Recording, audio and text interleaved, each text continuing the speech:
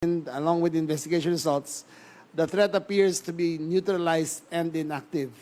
No evidence of an organized plan or involvement of others was found, and neither Jasmine nor her family had access to firearms. It is possible that she was influenced by a recent shooting at San Jose National High School. Okay, why is this important? Ito po ay panawagan ko sa lahat ng mga netizens natin. Kung may makita po kayo na kahit anong threat or imminent threat or chatter sa mga group discussions na merong gustong gawing mass shooting or violence to be inflicted, please call 911 and inform right away. Gaano ka-importante ang 911? Within 1 minute of the shooting, tumawag ang teacher sa 911 sa Leyte.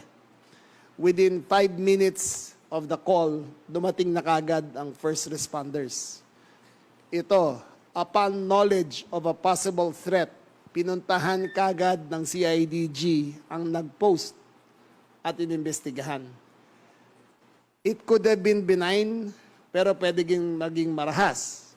But any information, and I repeat, kung may nalalaman po kayo na nagpaplano o merong kausap na gustong gawing kaharasan sa mga eskwelahan o kapwa, pakikatawag kagad sa 911 and we will respond accordingly.